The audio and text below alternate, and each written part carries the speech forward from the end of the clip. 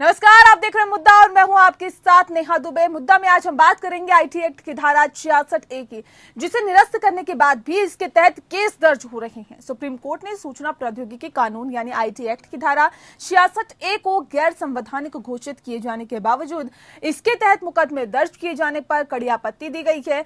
बताया यह भी जा रहा है कि इस पर प्रतिक्रिया तो दी ही गई है, साथ ही साथ उसने इस पर रोक लगाने के लिए राज्यों, केंद्र शासित प्रदेशों और सभी उच्च न्यायालयों को नोटिस भी जारी किया है। सुप्रीम कोर्ट ने कहा है कि वह कॉम्प्रिहेंसिव ऑर्डर पास करेगा ताकि आईटी एक्ट की धारा 66A के तहत मुकदमे दर्ज करने का चलन हमेशा के लिए खत्म हो जाए। सुप्रीम कोर्ट ने कहा है कि ऐसे नहीं चल सकता है, हम कोर्ट और पुलिस के लिए समग्र आदेश पारित करेंगे। इसके साथ ही शीर्ष अदालत ने इस मामले में दाखिल याचिका पर सुनवाई के दौरान देश भर के हाईकोर्ट के रजिस्ट्रार को भी नोटिस जारी किया है। सुप्रीम कोर्ट की नोटिस पर केंद्र सरकार ने जवाब दिया था और ऐसे में कानून व्यवस्था का मामला राज्य का विषय है। दरअसल हाल के कुछ बरसों की अगर हम बात करें तो सोशल मीडिया पर कथित तौर पर आपत्तिजनक पोस्ट करने पर जिस धारा में प्रशासन और पुलिस लोगों पर मुकदमा दर्ज कर रही थी वो धारा 66A ही थी।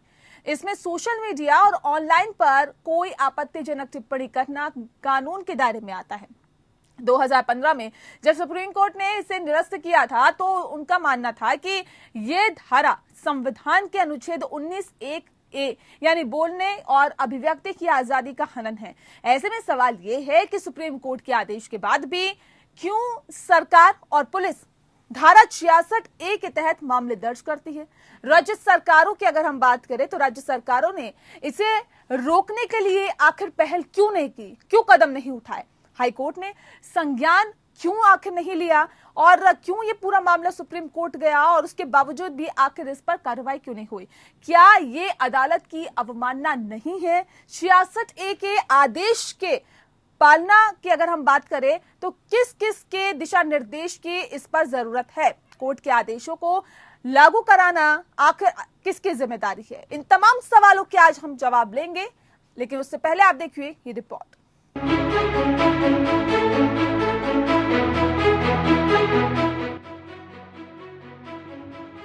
आईटी कानून की धारा 66A रद्द होने के बाद भी इसके तहत केस दर्ज होने के प्रकरण पर सुप्रीम कोर्ट ने संज्ञान लेते हुए राज्यों, केंद्र शासित प्रदेशों और उच्च न्यायालयों को नोटिस जारी किया है। People Union of Civil Liberties द्वारा दायर याचिका में श्रेया सिंघल संदर्भ में 66A के प्रावधान के तहत 10 FIR के खिलाफ विभिन्न दिशा निर्देश और गाइडलाइंस मांगी गई है। न्यायमूर्ति RF नरीमन और BR गवई ने निर्देश दिया कि सभी उच्च न्यायालयों के रजिस्ट्रार जनरल को नोटिस दिया जाए और मामले को 4 सप्ताह के बाद आगे की सुनवाई के लिए सूचीबद्ध किया जाए। केंद्र ने शीर्ष अदालत से कहा है कि यह राज्य और केंद्र शासित प्रदेशों का प्राथमिक कर्तव्य है कि वे आईटी अधिनियम की धारा 66A के तहत मामले दर्ज करना बंद कर दे, क्योंकि इसे रद्द किया जा चुका है। सुनवाई के दौरान न्यायमूर्ति RF नरीमन और न्यायमूर्ति BR गवई की पीठ ने याचिकाकर्ता की ओर से पेश वरिष्ठ अधिवक्ता संजय पारिक से राज्य को भी पक्ष बनाने के लिए कहा ताकि अदालत एक व्यापक उचित आदेश दे सके, क्योंकि अंततः पुलिस राज्य का विषय है। याचिका में धारा 66A पर दर्ज सभी FIR का डाटा एकत्र करने के लिए भारत सरकार को निर्देश देने की अपील की गई है। इसके अलावा देश भर के जिला न्यायालयों और उच्च न्यायालयों में लंबित मामलों का डेटा भी मांगा गया है, जहां श्रेया सिंघल के मामले में निर्णय के उल्लंघन में धारा 66A के तहत कार्रवाई जारी है। सुप्रीम कोर्ट ने 5 जुलाई को आईटी अधिनियम की धारा 66A के तहत पुलिस द्वारा FIR दर्ज करने की प्रथा पर आश्चर्य व्यक्त करते हुए नोटिस जारी किया था। धारा 66A को सुप्रीम कोर्ट ने 2015 के फैसले में श्रेया सिंघल मामले में खारिज कर दिया था। कोर्ट के आदेश के जवाब में केंद्र ने अपने जवाबी हलफनामे में कहा था कि पुलिस और सार्वजनिक आदेश राज्य के विषय हैं।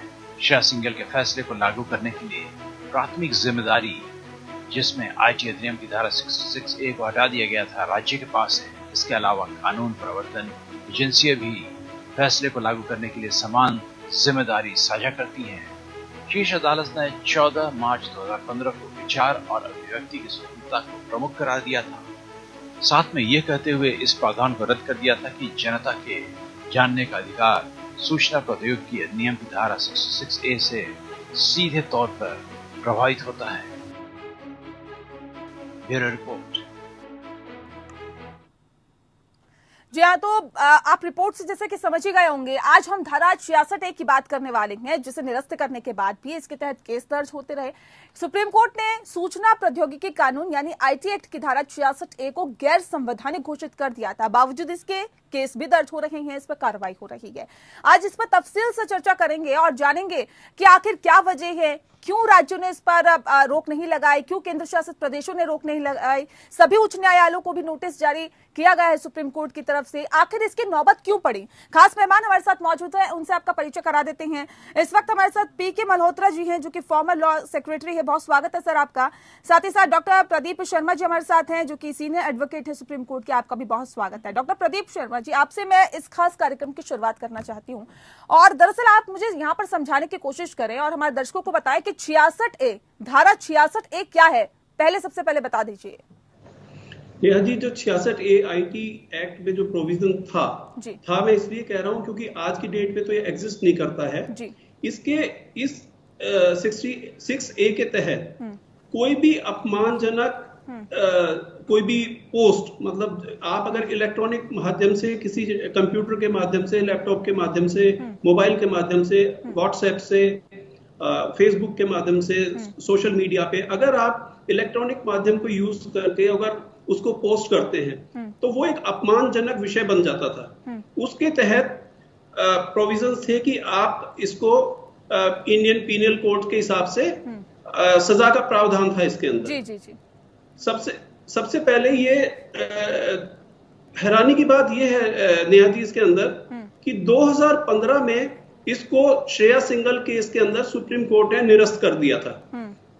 उसके बावजूद भी आज लगभग हम we are down 6 years now, 6 साल हो चुके हैं इसके जजमेंट को आए हुए भी, लेकिन अभी भी पुलिस और कोर्ट्स भी इवन वो इसका संज्ञान नहीं ले रहे हैं। ये बहुत चिंता का विषय है क्योंकि बेसिकली मैं एक बात और भी नेहा जी इसमें कहना चाहूंगा कि हमारे कानून में थोड़ी सी एक कमी ये भी थी कि हमारे पास कोई भी ऐसा प्रावधान नहीं है कि अगर किसी आदमी को आप इलीगली डिटेन कर ले तो उसको आप किसी तरह से कंपनसेट कर सकते हैं। हालांकि कहा तो ये जाता है कि nothing can compensate the period of time which you have been behind when you are behind the jails, लेकिन एटलीस्ट अगर किसी स्टेज के ऊपर अगर ये प्रूव हो जाए कि आप इनोसेंट थे तो उसमें एटलीस्ट उस आदमी को कंपनसेट करना चाहिए।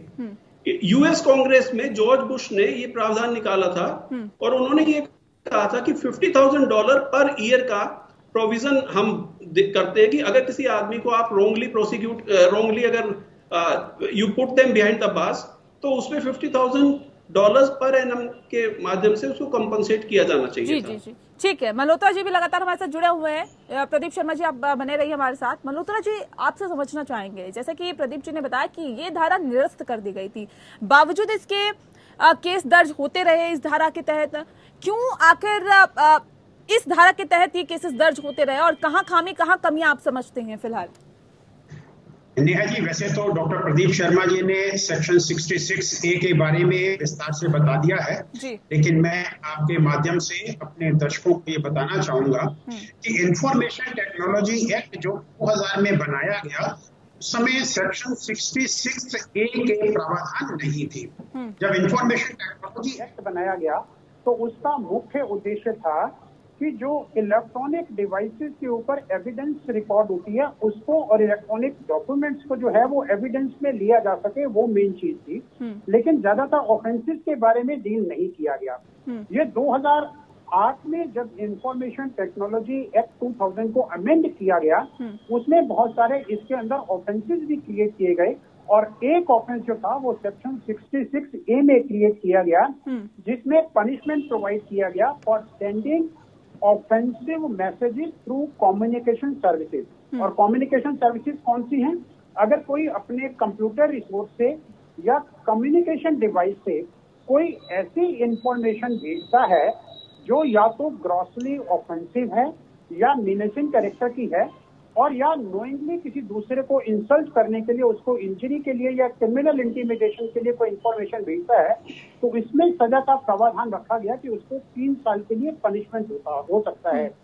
लेकिन हुआ क्या कि 2012 के आसपास इन प्रोविजंस को लागू करते हुए बहुत सारे ऐसे केसेस कोर्ट के सामने आए जिसमें कि एक जर्नल ऑब्जर्वेशन करना भी जो था उसको भी 66A का वायलेशन माना गया। मैं एक एग्जांपल देना चाहूंगा जो सुप्रीम कोर्ट के सामने मामला गया, जब श्री बाल ठाकरे जी की डेथ हुई और पूरा बंबई उस समय बंद कर दिया गया उनके क्रिमेशन के लिए, और उसके ऊपर 2 यंग स्टूडेंट्स ने, जिसमें श्रेया सिंघल भी थे, जिन्होंने ये कहा कि भाई इसमें बॉम्बे बंद करने की क्या जरूरत थी, इसको एज एन ऑफेंसिव स्टेटमेंट लेकर के उनको जेल में डाल दिया गया। इस तरह के और भी बहुत सारे केसेस हुए, जैसे कि अभिषेक अंबिकेश महापात्रा का एक केस हुआ और एक असीम त्रिवेदी थे जो कि एक एक्टिविस्ट थे, उन्होंने भी जब इस तरह के कमेंट डाले तो उनके ऊपर भी सेक्शन 66A में कार्रवाई की गई।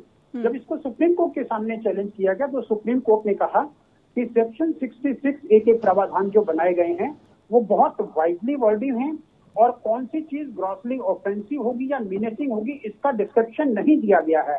इसलिए इसके प्रावधान सेक्शन 19 आर्टिकल 19(1)A जो freedom of speech and expression देता है, जो हमारा मौलिक अधिकार है, उसका हनन करता है। और जो सरकार बाय कानून रीजनेबल रिस्ट्रिक्शन लगा सकती है आर्टिकल 19(2) में, ये उसमें फॉल नहीं करता है। इसलिए सुप्रीम कोर्ट ने इसको स्ट्रक डाउन कर दिया। स्ट्रक डाउन करने के बाद भी ये स्टैच्यू बुक में तो रहा, क्योंकि पार्लियामेंट ने इस पर्टिकुलर सेक्शन को रिपील नहीं किया। लेकिन रिपील नहीं करने का मतलब ये नहीं है कि ये एक एक्टिव लॉ है। अगर सुप्रीम कोर्ट ने किसी लॉ को असंवैधानिक डिक्लेयर कर दिया है तो वो नल एंड वॉइड हो जाता है, वो इनइफेक्टिव हो जाता है, वो वॉइड हो जाता है। और आर्टिकल 141 ऑफ द कॉन्स्टिट्यूशन कहता है कि law declared by the supreme court is binding on all courts in the territory of India. मतलब अगर कानून सुप्रीम कोर्ट ने डिक्लेयर कर दिया है असंवैधानिक, तो स्टेट की चाहे वो एग्जीक्यूटिव हो चाहे वो लेजिस्लेचर हो, उस कानून को एनफोर्स नहीं कर सकती। बिल्कुल, वो कानून कहीं पे भी एग्जिस्ट नहीं करता अगर सुप्रीम कोर्ट उसे निरस्त कर देता है। लेकिन बावजूद इसके जो उस पर कार्रवाई होती रही, जो उसके तहत उस धारा के तहत मुकदमे दर्ज होते रहे। साथ है वेदभूषण जी जो कि एक्स IPS है। वेदभूषण साहब, बहुत स्वागत है आपका। सर, आपसे भी मैं समझना चाहूंगी, क्योंकि 66A को निरस्त कर दिया गया सुप्रीम कोर्ट की तरफ से, बावजूद इसके पुलिस उसी धारा के तहत केस दर्ज करती रही और उसी धारा के तहत कहीं ना कहीं कार्रवाई करती रही। सवाल इस बात को लेकर है, क्या इसमें पुलिस की कमियां और खामियां नहीं है? जो धारा सुप्रीम कोर्ट निरस्त कर चुकी है, आखिर किस आधार पर उस धारा के तहत ही कार्रवाई की जा रही है, मुकदमे दर्ज किए जा रहे हैं? जी नेहा, सुप्रीम कोर्ट इस देश की सबसे बड़ी अदालत है। आपको याद होगा 309, आपके साथ जो पैनल पर जुड़े हुए मल्होत्रा जी और प्रदीप शर्मा जी, उनको पता है ये एक किसी टाइम में एक ऑफेंस हुआ करता था IPC की धारा 309। सुसाइड करने के लिए जो कोशिश करता है, बाय द वे वो गलती से बच जाए तो उसके खिलाफ पुलिस पूरे हिंदुस्तान में मुकदमा दर्ज करती थी। सुप्रीम कोर्ट ने बहुत सारी पिटीशंस के द्वारा ये हेल्ड किया कि जो आदमी मरने की कगार पर है या मरना चाहता है, आप उसको ट्रायल करना चाहते हैं, ये उसके साथ एक बहुत बड़ी जाति है, विवशता है।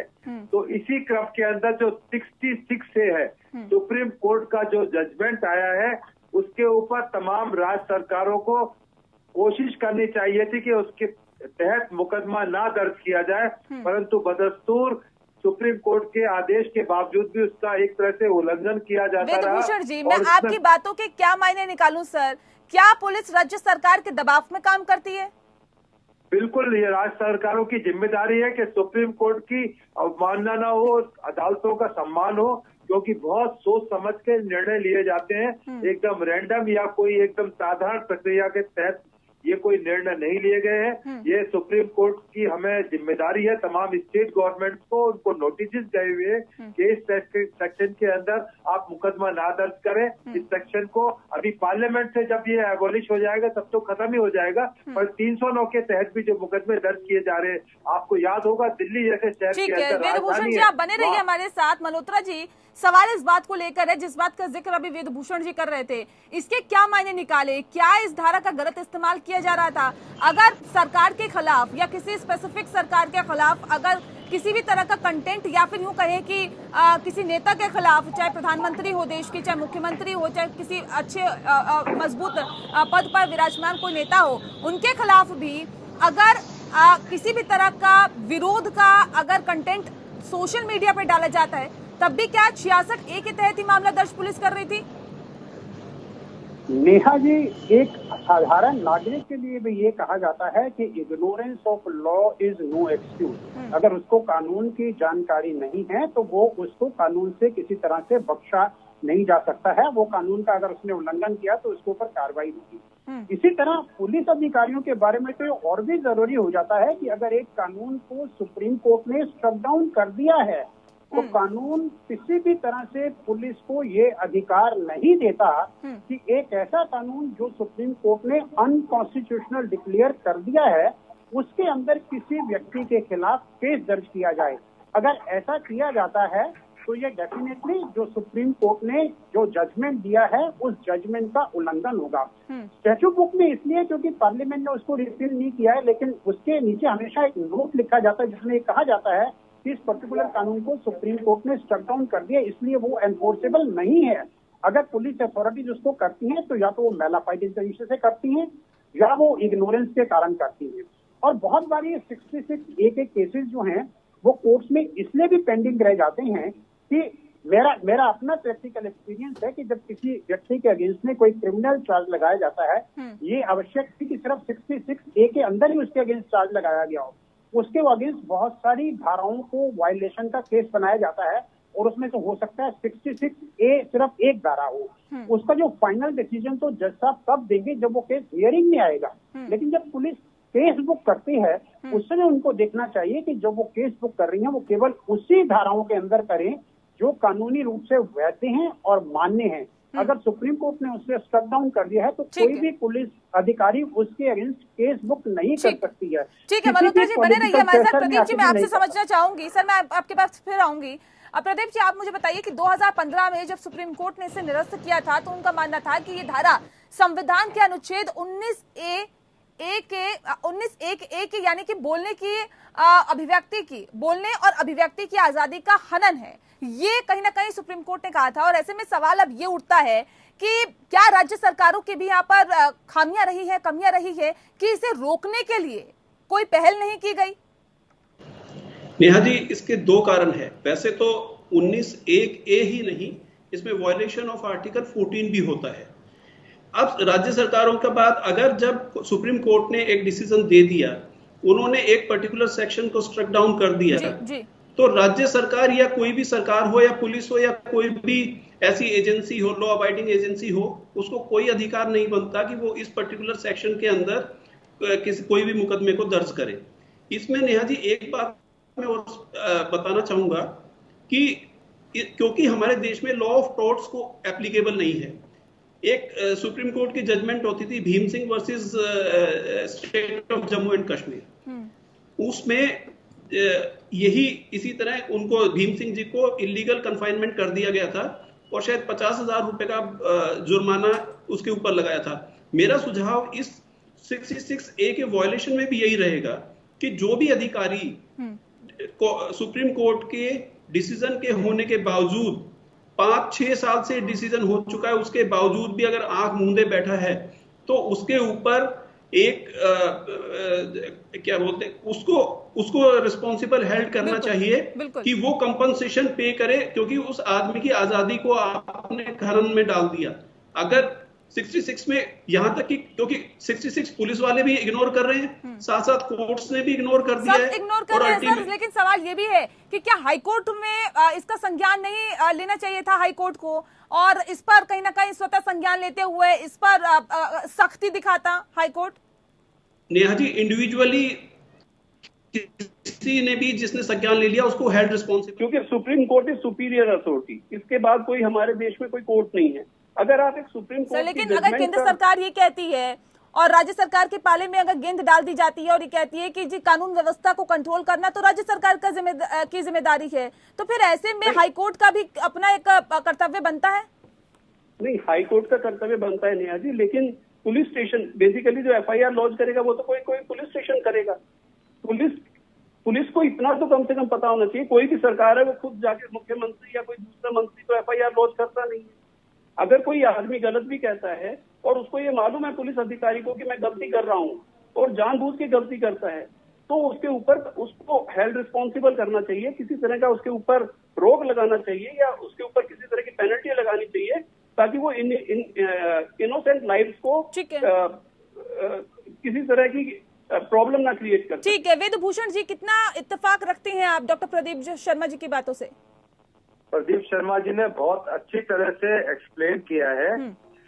सुप्रीम कोर्ट, मैं आपको भी करेक्ट करता हूँ नेहा दुबे, क्योंकि सुप्रीम कोर्ट का एक लाइन कहना भी एक आदेश के बराबर है जी।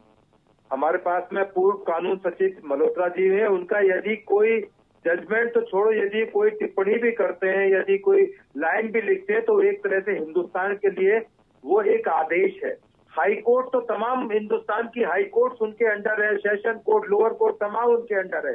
जो धारा 66 पे डिबेट हो रही है, जिस बारे में तमाम तरह की बातें, आपकी बात बिल्कुल सही है सर, सुप्रीम कोर्ट सर्वोपरि है सर, हम मानते हैं इस बात को, लेकिन जब राज्य सरकारों के पाले में गेंद फेंक दी जाती है केंद्र सरकार के जरिए, तो हम हाईकोर्ट की भूमिका पर भी सवाल उठाते हैं कि क्या स्वतः संज्ञान लेते हुए क्या नहीं लगता कि राज्य में क्या हो रहा है इसके बारे में भी कहीं ना कहीं स्वतः संज्ञान लेना चाहिए?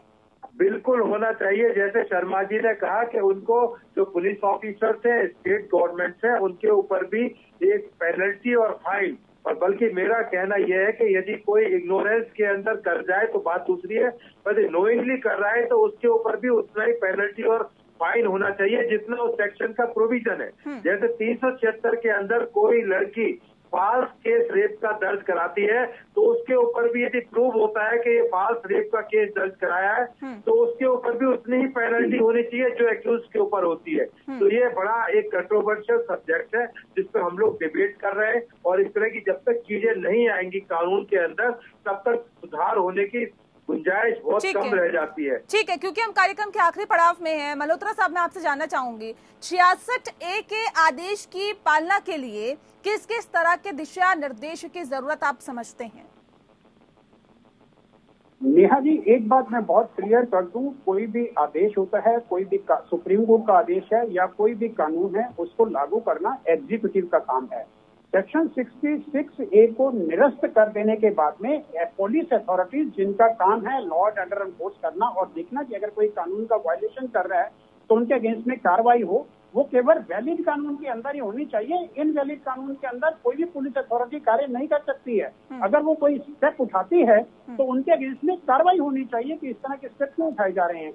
आपने बात कही कि हाईकोर्ट को इंटरफियर करना चाहिए, हाईकोर्ट तो तब इंटरफियर करेगी या मामले का संज्ञान लेगी बीइंग पार्ट ऑफ जुडिशरी, जब मामला जुडिशरी के सामने आएगा। लेकिन वो स्टेज बहुत लेट होती है, उससे पहले तो पुलिस अथॉरिटी केस रजिस्टर करती है और उसको इन्वेस्टिगेट करती है।